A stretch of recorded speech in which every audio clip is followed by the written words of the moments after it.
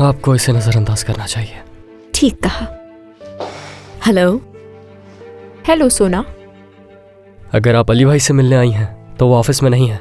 जानती हूँ मैं, लेकिन मैं यहाँ तुमसे मिलने के लिए आई हूँ बैरन।